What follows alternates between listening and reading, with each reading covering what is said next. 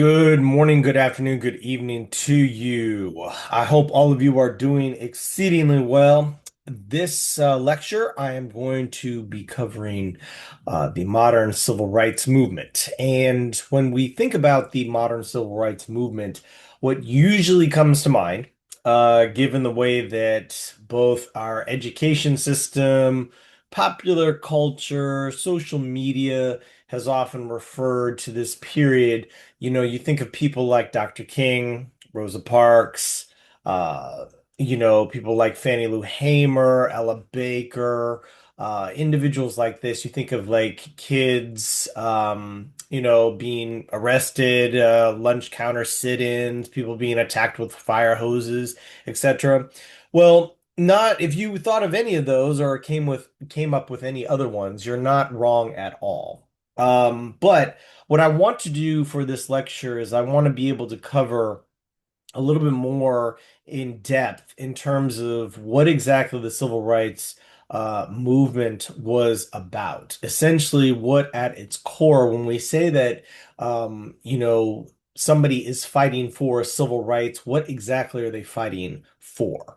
Okay, because as we progress as a society, um, there are many people that continue, to invoke the approaches, to invoke the memories, to invoke the thought process in terms of what it takes to be able to fight for additional rights. And yet, what we are fighting for perhaps today is different in terms of what people were fighting for 50, 60, 70, 80 years ago. And so let's go take a look as we dive into this. So, when we are looking at the lecture, what we're going to be looking at is understanding this evolution of the civil rights, movement. Where exactly does it, historically start, for most, people who do this research. We're going to look at the tactics, the approaches, how exactly the people, the leaders, went about to try to achieve those goals that we often associate with this historical period. We're going to look at the people and the leaders, of course. Many of these people would be very familiar to you, others may not be. But, key point is that, these stories, and remember the story of history, we are just covering, a couple of individuals. There are literally hundreds of thousands of people who were involved in this fight, and not everybody gets covered in the same way. Not to say that those individuals were not historically impactful, because if you were somebody who resisted segregation, if you were somebody who spoke up against discrimination, if you were somebody who maybe wrote letters or maybe tried to, or who participated in, boycotting a business because it was, discriminating against some of your friends or your neighbors or you, then you were somebody that contributed to this, because the civil rights movement is really the movement of people. There are people that we associate the movement with, but there are every individual who took a role in that, made a difference. And so we must, recognize that. And then, of course, as I mentioned just a few moments ago, we're going to parallel these movements during this civil rights period with what is happening currently and what exactly might be happening in the future. Okay, so let's go ahead and get started. Um, Now, the period that I'm going to be covering is going to be basically from the 1940s all the way up until 1965. And the reason why I choose 1965 is because I'm ending this lecture with the Voting Rights Act of 1965. Please take a look at, both the Civil Rights Act of 1964 and the Voting Rights of 1965. Why? Well, because these are both pieces of legislation that many of us come to associate with the abilities and opportunities that we have today, whether that is the right to vote, whether that is the opportunity to go to school, whether that is the opportunity to be able to access a certain job or to be able to participate in various aspects of social and political life. Also, we're also talking about funding. We're also talking about areas in terms of the ways in which federal, state, and local governments support organizations equally without being discriminated against. And so, take a look at those. But basically, what we're going to do is we're going to look from the period of roughly the 1940s. Many historians usually say that the modern civil rights movement begins with the Pullman Porters Car Association union, their boycott, and then their union and their ability in which to demand better treatment, better more resources, additional financial compensation. That being the example or one example that many historians go to. But, if you just wanted to associate World War II, the period of the 1940s with the modern civil rights movement, that would probably be a good place to start. And then, of course, we're going to stop at 1965, just for the purposes of this lecture. So we're going to be looking at four areas. You've got legal foundations, which is which we're going to look at how the court and how the laws were used as a way to chip away at many of the legal frameworks that had substantiated Jim Crow segregation. So we're going to look and see how exactly various leaders and participants using various cases that demonstrated discrimination were able to use the courts to be able to rid themselves of legalized discrimination across the country. Then we're going to look at grassroots resistance. So this is what most of you will probably be familiar with. We're talking about the Montgomery bus boycott, the sit-ins. We're going to be looking at participation of local people in local areas. So this is not, something that's happening nationwide. It's happening in small cities, like Montgomery, Alabama. This is happening in areas of Tennessee, New York, San Francisco, right? That's what we're going to be looking at. Then we're going to look at how the movement grows. So we're going to be looking at direct action. So this is where, many of us are much more familiar. The March on Washington, various campaigns by various civil rights leaders. And then we'll be looking at the milestones that occurred as a result of those direct nonviolent actions, namely the Civil Rights Act of 64 and the Voting Rights Act of 1965. Okay, so let's go ahead and let's get started with the law. Now, I think it's quite awesome that given the fact that I'm teaching here in Baltimore, you all are attending BCCC, that the individual that we get to focus on, who is often mentioned as being one of the great legal minds and advocates to use the law to be able to fight discrimination, is, of course, none other than, drum roll, please, Thurgood Marshall. Okay, Baltimore's own, Baltimore's finest, right? And so, if any of you have flown through BWI, maybe you've seen the exhibit on Thurgood Marshall. If you've read any of his speeches, if you've heard any of his speeches electronically on YouTube, or read any of his works, he is an absolutely, or was, excuse me, because unfortunately Thurgood Marshall has passed away. But he was an absolute brilliant legal mind. And he was a passionate supporter, jurist. This was an individual who absolutely loved the law, but he wanted to use the law in a way that would be able to fundamentally change the outcomes for millions of people.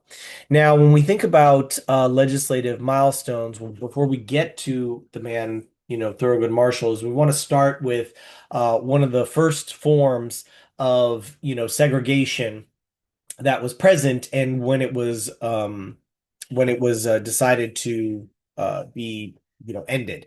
And that is the segregation that was taking place in the military. So under President Truman, an Executive Order 9981, excuse me, President Truman decided to desegregate the military. Now, prior to that, military units, military combat, military service was completely segregated.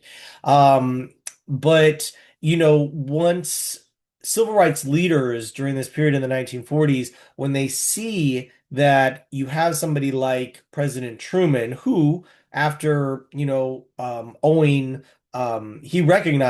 Truman recognized the contribution of African Americans to the success in World War II. It was something that he personally Truman was originally from Missouri, so it's not that he was not unfamiliar with,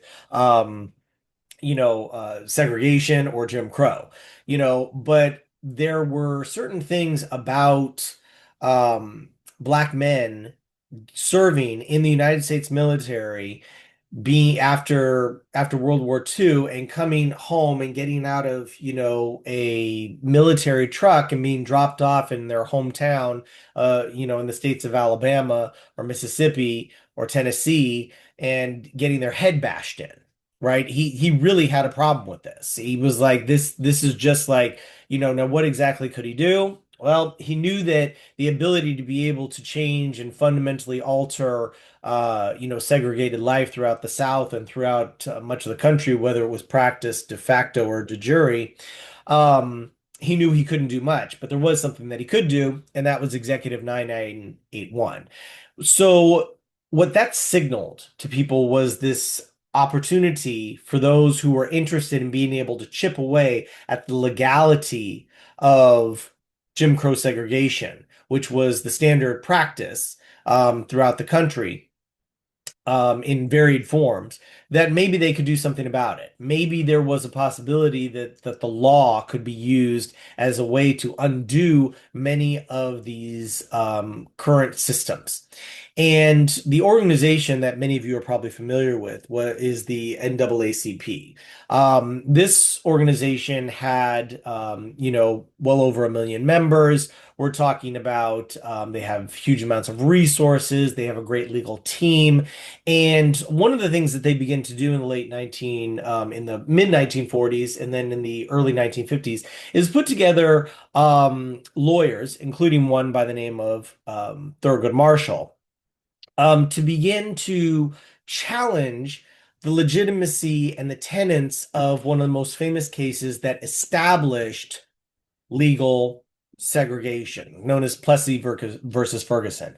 If you're not familiar with that case, please take a look at it. But to simply put, in 1896, the Supreme Court said that basically came up with this tenet that was able to last for the next 60 years, that there's nothing wrong with segregation so long as accommodations are made to be equal. This idea that separate but equal, right? And this was based on a train car in New Orleans. Um, and so what the NAACP, along with people like Thurgood Marshall and other teams of brilliant lawyers, is that they begin trying to find plaintiffs, individuals who have been victims of this separate but equal policy and how it has negatively affected, and using the courts as a way to point out how separate but equal is a violation of the 14th Amendment, namely the due process clause. And so, what Thurgood Marshall, along with many of the other people on this case, would lead into what has become known as the Brown versus Board decision. But what I want to do is I want to be able to just give you a little bit of more background to that, because Brown versus Board, yes, is the colloquial term, but Brown versus Board is actually a series of cases from the late 1940s up to the early 1950s, all having to do with school segregation and how it was negatively affecting participation and in accessing education. But to be clear, it's important that as early as the 1930s, that the United States was already the Supreme Court, as well as other state and federal courts, were already hearing cases on this issue that questioned the legitimacy of separate but equal. Two of the more well-known, which is Missouri versus Canada, and then Scipio versus Board of Regents of the University of Oklahoma. Both of these cases found, and this one was in 1938, the other one in 1948. Both of these cases found that you couldn't deny admission to a law school, to a university, simply because of somebody's race. This was found as unconstitutional.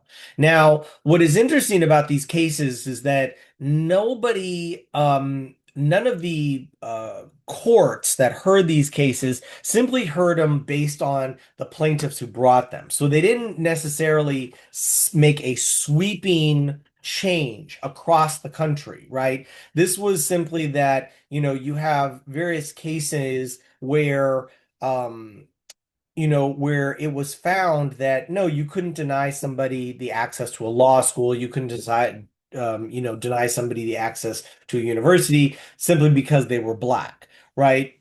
And so then these cases that are happening in the 1930s and 1940s fuel and support further legal engagements of what would become to be known as Brown versus Board. And so there's four cases in particular, and please feel free, to check on these cases. Briggs versus Elliott is one that that you should definitely take a look because this one takes place in South Carolina. We also have Bowling versus Sharp, Davis County School Board, and then Beulah versus Gephardt. These are all cases that, please take a look and see. But what essentially these cases were arguing is that, in some cases, these young children, that there's no reason for them to go to a school that is several miles away when there is one that's literally 2 blocks away. That this separate but equal is not, it is in anything but unequal. Because to put somebody in a situation to where they have to put further resources to access school, where they are, working under conditions where there is not enough resources in the school. The roof may be falling in. The materials may be less developed. The teachers are not as equipped with the tools that they need to be able to teach their students, right? So this idea that separate is equal is, a complete misnomer. It is not. That is not indeed what is actually happening. Now, what's interesting for all of y'all to know is that in the 1950s, because of the cases that had happened in the late 1930s and the 1940s, school boards around the country, particularly in the South, were already spending hundreds of thousands of dollars trying to build up the schools for for individuals who are African American, basically what you would say is the schools on the black side of town, right? As in way to anticipate what was about to happen, right? The Brown versus Board was not a shock, by any means. There was plenty of legal legal evolution that was happening, that was basically chipping away at the separate but equal ideology behind Plessy versus Ferguson. And so school boards were trying to actually take the proactive cause to actually invest in these schools to be able to try to stave off what eventually would happen. Interestingly enough, though, is that sort of evidence that these school boards were putting more money into schools that were underserved just furthered the case for people like Thurgood Marshall and the NAACP, because they were like, well, if it was already equal and if it was already good, then why are you pouring more money into it, right? So exactly, these are the questionable hypocrisies, that were evident during the time.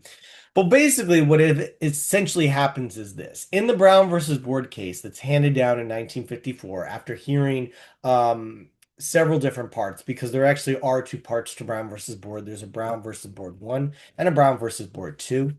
But essentially, after hearing all of the evidence and expertise testimony and the beautiful, statements made by Thurgood Marshall, is that the court finds that the 14th Amendment, which guarantees this every citizen the right to due process and to an experience, right, essentially, that you cannot be discriminated against because of the race, because of your race, that they decide that separate but equal was a violation, and that segregation in public facilities were unconstitutional.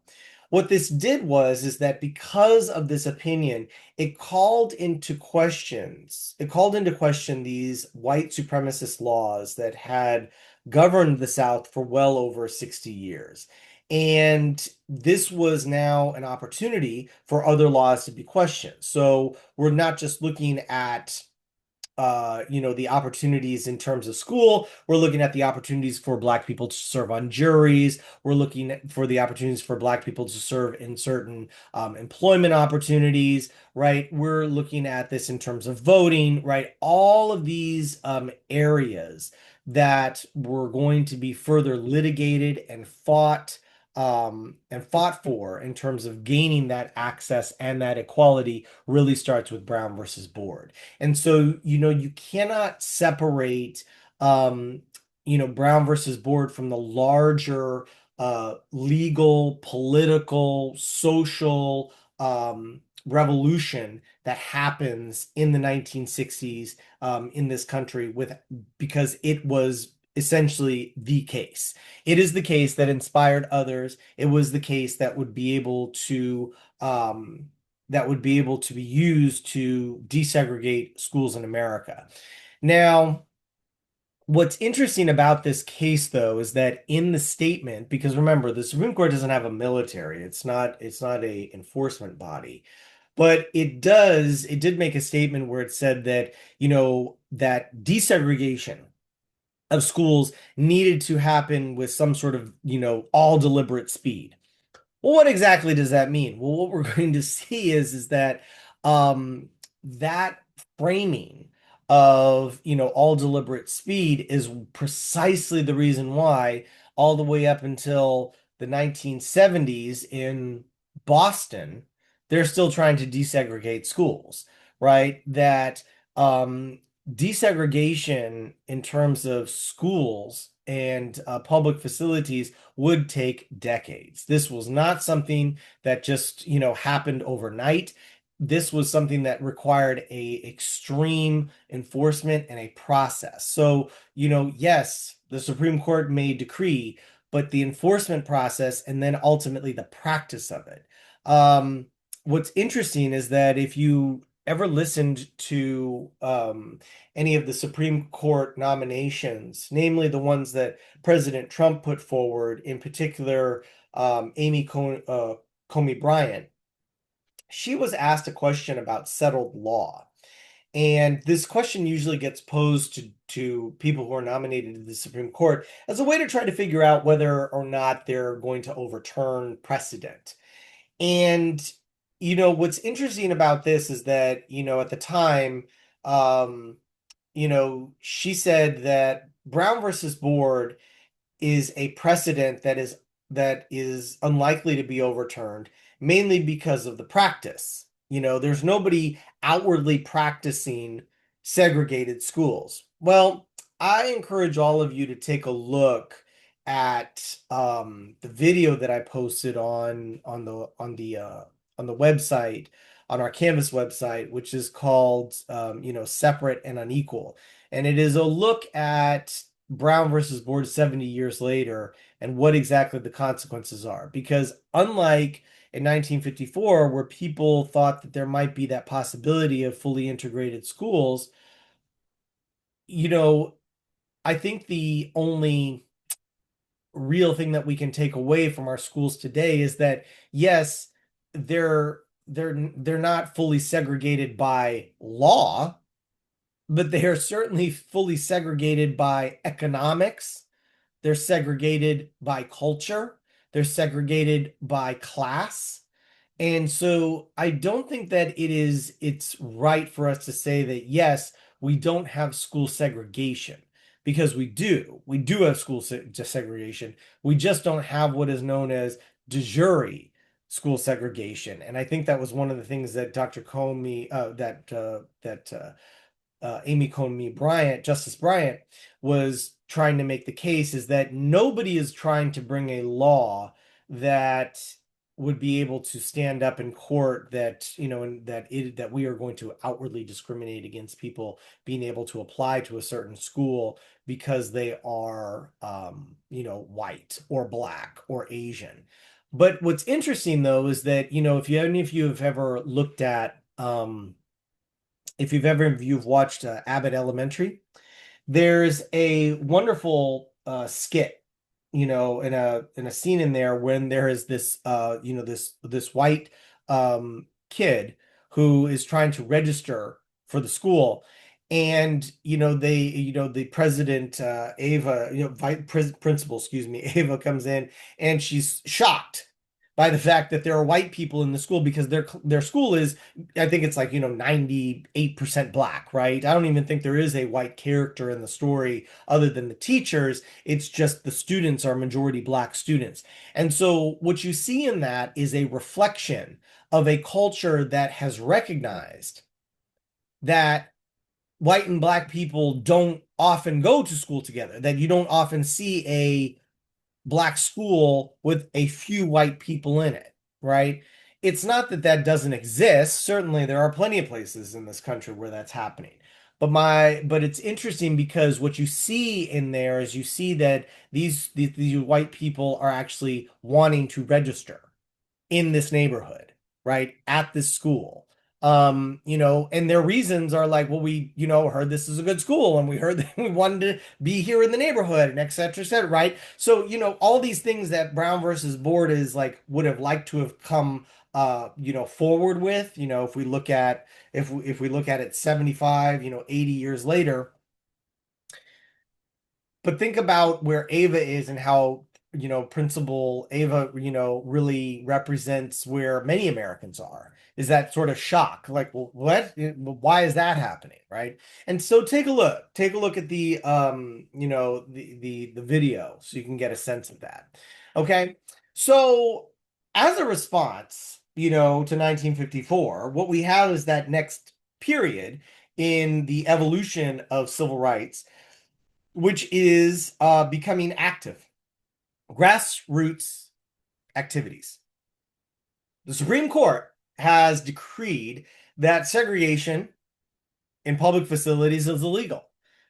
Well, what starts to happen is that people start to test it, and they start to test it in all of these areas of public life. So, of course, some of the ones that you are probably most familiar are the Montgomery bus boycott, where you have somebody like Rosa Parks refuses to give up her seat, right? But what I want you to understand is that there were actually other people, right, that that had actually, given up their seat or refused to give up their seat on the bus. One of them, her name is Claudette Colvin. Um, and she passed away in, what was this? 2026. So it was just actually this past year, right? Um, you know, but this what's interesting is that, Colvin, she was 15 at the time when she was arrested for refusing to give up her seat on the bus, right? But it was interesting that she wasn't supported. She wasn't one of these individuals, uh, that was going to be supported by the NAACP, right? And the question is like, well, why? Why wasn't she the poster child? Why wasn't she the individual? She does become one of the plaintiffs, of course, because remember in this lawsuit, it's not just the individual Rosa Parks, right? But it is several people. You have Colvin, you have Rosa Parks, you have individuals from this community. And so what's interesting about this is that when you look at the boycott, and there's popular culture on this. You can look at the HBO film called Boycott. But what I want you guys to think about is how this boycott, 381 days of not riding the bus. What I want you to think about is how this was won. Okay? Think about how this was won. And we'll start with Rosa Parks. Rosa Parks didn't, give up her seat that day, as many others did not and suffered arrest.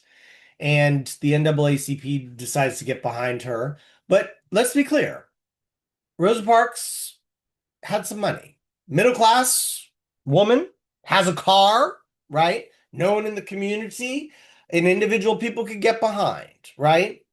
And what's interesting about the Montgomery bus boycott is that if you look at the people who were involved, especially namely the Montgomery Improvement Association, um, which is one of the members being Martin Luther King. What we're looking at here is a movement to boycott and stay off the buses, and we see a boycott that is supported, right? It is not just the people who are required to ride the bus in order to get to work, but it is also the people who are going to support staying off the buses who can afford to take those people to work. Okay. And so what am I talking about? Well, when we take a look at the Montgomery bus boycott, we have a boycott that is called by the Montgomery Improvement Association in 1955.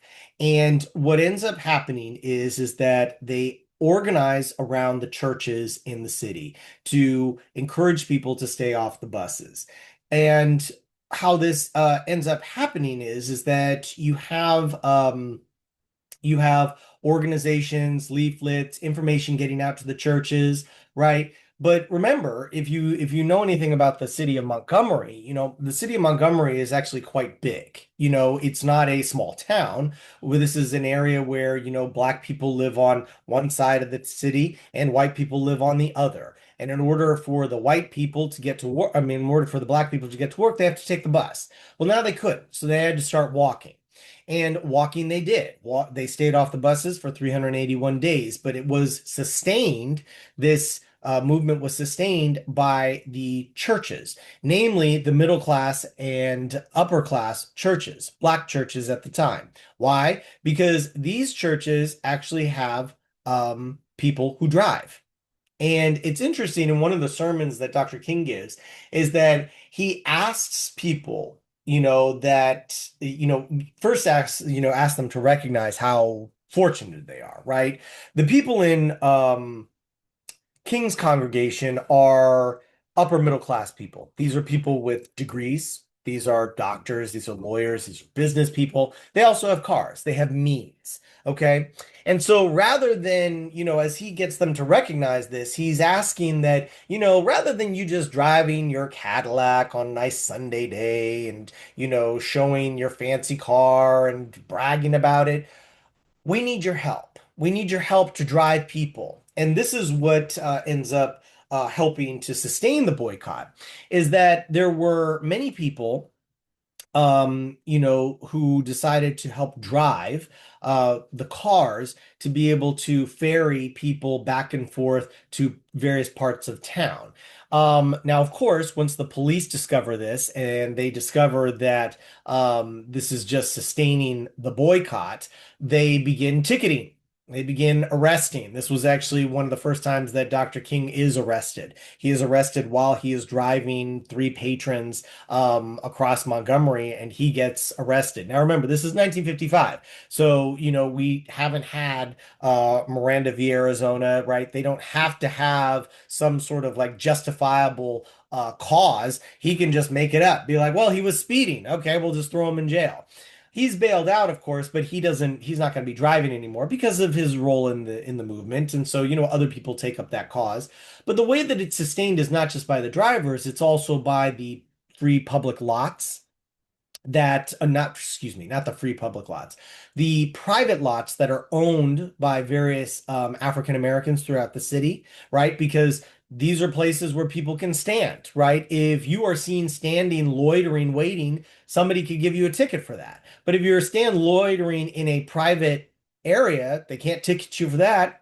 right? So they would ticket the cars, they would try to ticket passengers, right? The police officers would harass them. But this is what also starts, the movement for, for the churches to buy their own vans, to buy their own buses, right? They buy these station wagons, and the station wagons, can hold, 8 or 10 people in it. And so, they would pool their money together to fund this, and they would park it, on these lots that are owned by various people, and, as a place to, congregate and move people. What's interesting is that, even the white women who depended on these black women for their their maids and their nursemaids, and to help care for the house, they started getting involved in it, right? So they're picking up their maids on one side of town and driving, and then they would get ticketed. And these women would just be complaining, to their husbands. They're like, this is ridiculous. Like what is the big deal that they can't just sit on the bus? Like, so what ends up happening is that this becomes a boycott of, it wasn't the fact that, once again, people aren't recognizing the humanity of black people in terms of deserving the right to sit at the front. People are looking at it at the inconvenience factor of, like, well, I'm having to drive my maid. I have to do X, Y, and Z. This is causing me problems, right? If it's just such a big deal, why not let them sit wherever they want to on the bus? And that is essentially what happened. This was a boycott that nearly bankrupted the bus company at the city at the time. It was hurting all the other businesses because there was less and less foot traffic in various areas that people were spending. So one of the, tenets of this period is really boycotts, right? Finances. If you hurt a business, they change their policies because they don't want to be on the wrong side. And this is one of the things that all of y'all should know. Being a racist, being a segregationist is expensive, because in order for you to sustain it, you have to be able to get rid of a lot of people who have a lot of money. And this is what, essentially, moves people during this period of being active, whether that's the Little Rock Nine, in terms of the activities that happened in Arkansas, where you have 9 high school age students that want to desegregate. The all white Central High School in Little Rock. Or if you also, want to look at some of the other integration aspects. But what is fascinating about, the Little Rock Nine and the issues that happened, there, which is great because, if you click on this, you can see, I mean, just look at these young people, and these are all high schoolers. I mean, how, we're talking about the youngest, I believe Melba here, I believe she was 14 at the time. She might have been younger. Somebody check me on that. Um, but what's interesting is that this aspect and this legacy, essentially is that we're talking about people who took on the risk, to be able to enforce the Supreme Court's decree of desegregation, and the actions that would happen in Little Rock. Uh we have the National Guard is brought in. There is a whole conflict between um General Faubus at the time and with President Eisenhower, and this leads to the Civil Rights Act of 1957.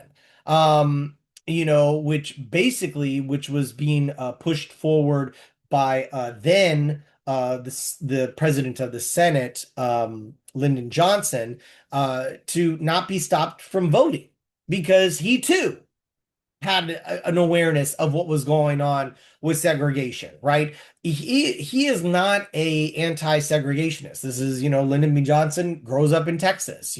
He's from Texas. He is well aware of the way that Jim Crow works. And yes, was this a man who regularly used the N-word? You're absolutely right, he did.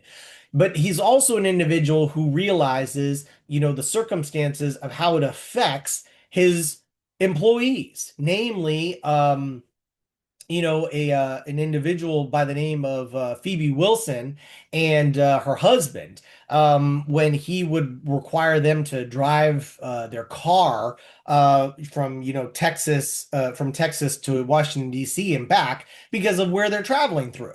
They would get stopped, they would get harassed, they couldn't use the bathroom. She has to pee on the side of the road, or they have to eat at some some place that might be open, that's open to service people of color, right? He realizes these things, and this is what gets pushed. And so when you see these activities, whether it is these massive riots, whether it is people, protesting, whether it is putting things into place that are hurting businesses, that are hurting organizations, that are hurting these aspects, this is when people start to say to themselves, like, you know what?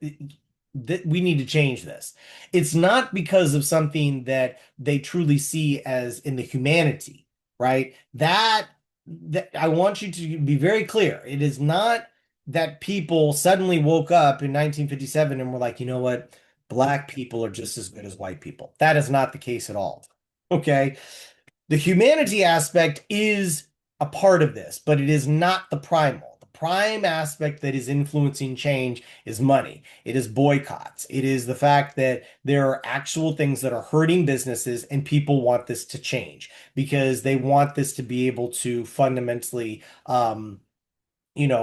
shift. Because, and I will point this out as to why this is. Here's the reason why. Whether it's the lunch counter sit-ins from, the individuals at A&T, the Little Rock Nine, the Montgomery bus boycott, whatever the case may be, if Brown versus Board was truly about doing and changing ourselves to do the right thing and truly be integrated, as Dr. King, and people like Frederick Douglass and others that wanted this to happen, to truly create a society where all people could live, work, be educated together, then why exactly are we still so segregated today? Why is it, and if you take a look at that video, why is it are people still choosing to separate themselves? So think about that. Okay. All right. As we move forward in the progress of civil rights, we move from, remember, we've gone from the legal foundations, winning cases, to testing it at the local and state level, to now where we're actually going to move even further in terms of going national, right? The movements, the direct nonviolent action and reaction is what begins to happen. And so take a look, whether you're looking at the Freedom Riders, and there's a great, video here that I would love for y'all to look at. It's wonderful. It really illustrates, interstate travel and the problems that people had. But this was direct confrontation and a direct test to Brown versus Board. Can white and black people, go into segregated facilities at these bus stations and see what happens? And what you can see from this film is that the answer is fundamentally no, okay? Because people are resistant to it. Whether that is attacking buses, whether that is attacking people at the stations, getting arrested, whatever the case may be. But what the key is that as the movement takes hold and more people get involved, you see more and more events, whether that's the March on Washington, the Birmingham campaign, right?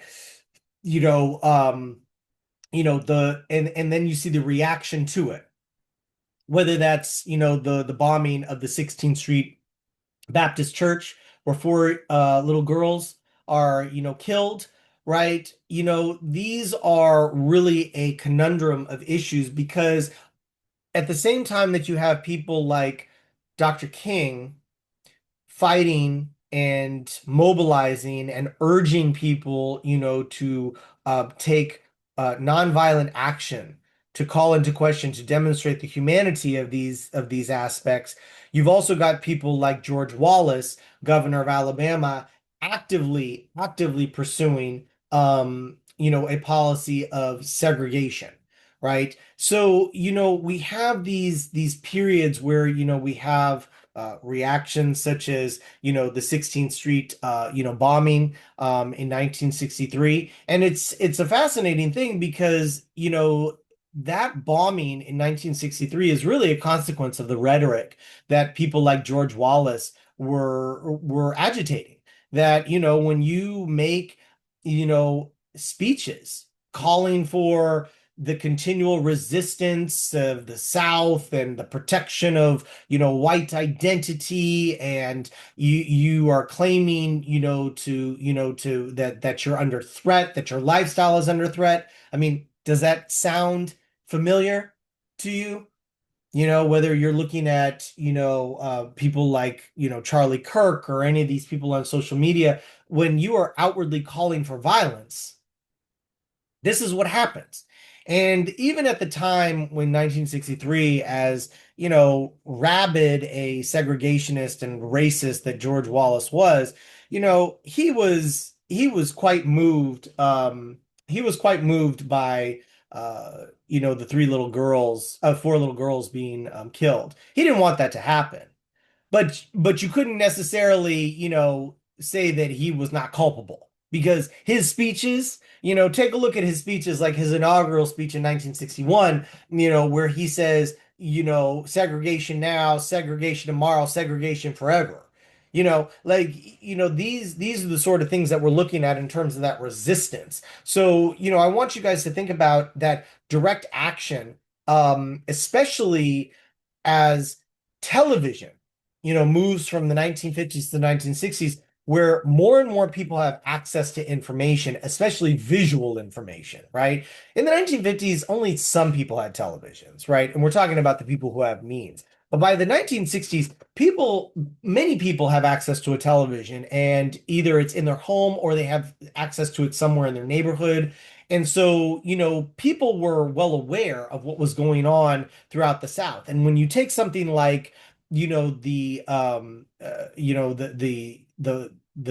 fight, or I would say that it was basically a riot that happens on the Edmund Pettus Bridge, in 1964, as people are marching, for voting rights and for civil rights, that when people see this, right, Lyndon Johnson being one of them, that these are one of the things that put into direct action that, okay, we need to put that legislation forward, right? We need to get people these opportunities because look at what's happening, right? People are literally getting trampled by horses. They're getting beaten with sticks. They're getting, hosed, whether it's people like Bull Connor in the Birmingham campaign, or attacked with dogs, right? Like these are all examples of where people are taking direct nonviolent action and they are receiving a violent response.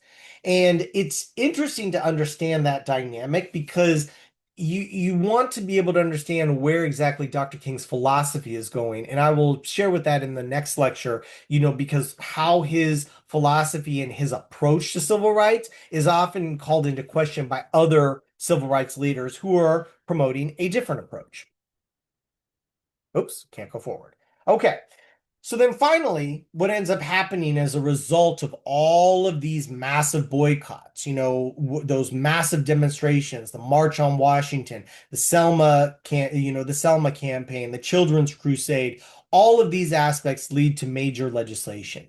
That is the Civil Rights Act of 1964 and the Civil Rights of 1965. So Civil Rights of 64, this is what I want you guys to know because many of you guys are familiar with it. Have you ever heard of Title VII, Title IX, right? Or anything like that, or Title III, right? You guys have heard of some of these things. This was what the key elements of the bill, right? Is that you couldn't have public discrimination, right? You could not be able to be denied based off of your religion, your sex, your race, your color, your national origin from being able to participate in various things, whether that is staying in a hotel, eating at a restaurant, whether that's going to various facilities, right? Public facilities. So if this is a public theater or a park, right? Programs that are federally funded. you could not be discriminated against. So you could be able to get access to those programs. This is where we see a Title IX for funding for schools, right?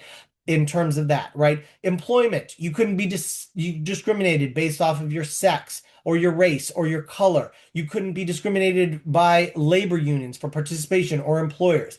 And you finally, the voting rights in Title I was the, registration requirements. No longer could you ask somebody if their grandfather voted. No longer could you do a poll tax or a literacy test or anything like that. This was illegal. So the Civil Rights Act of 64 was passed. In 65, the Voting Rights Act, which went even further, which is basically because of what was passed in 64 wasn't enough, right? Because there was still resistance going on in the South. You have the elements of 65, which is basically the pre-clearance, is that this gave the enforcement opportunity to the Attorney General and to federal authorities to actually start arresting and charging people. That if you are going to violate this opportunity to participate in registering to vote and to exercise one's vote, you will be in violation of the Civil Rights Act and you will be charged with a federal crime.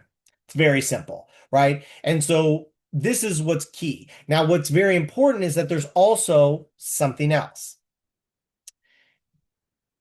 Federal oversight. Now, this federal oversight in terms of how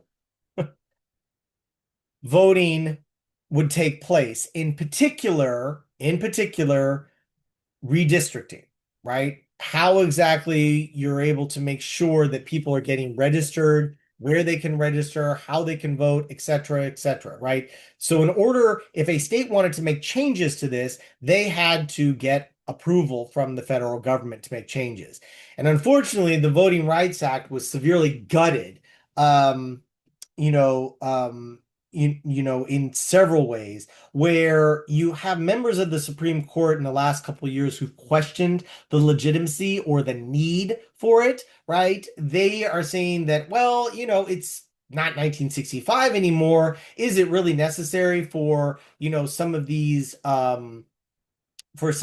redistricting areas in Louisiana or Alabama or Mississippi really to be going through? Why can't the state just take care of itself? Haven't we moved on from that period? Well, the answer to that is absolutely not. We haven't moved on to that period because we still see the residual remnants of all of that past discrimination. Because remember, even in 65, with the passing of the Voting Rights Act, doesn't mean that there wasn't still discrimination at the polls, right? It doesn't mean that people were getting arrested or that there was a federal posted authority. Any sort of discrimination could have been happening, which is one of the reasons why the desegregation process in terms of facilities and schools took nearly 20 years to achieve.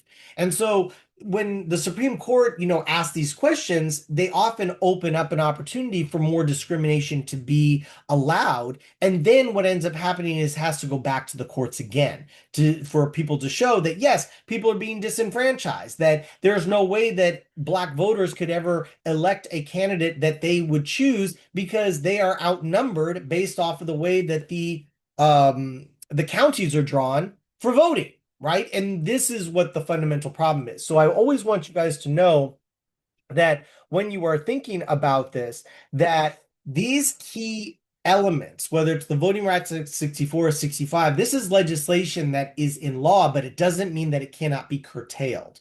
So be very much aware when you hear that, the Supreme Court is thinking of, gutting, certain prohibitions or certain aspects to the Civil Rights Act of 64 or 65, because this is what has allowed us to get to where we are now. Are we still are we in a better place than we were? Sure. But do we still have a long way to go? Absolutely. We need to keep adding to the Civil Rights Act of 64 and the Voting Rights Act of 65, not taking it away. Okay? If you have any questions or any comments, please leave them for me.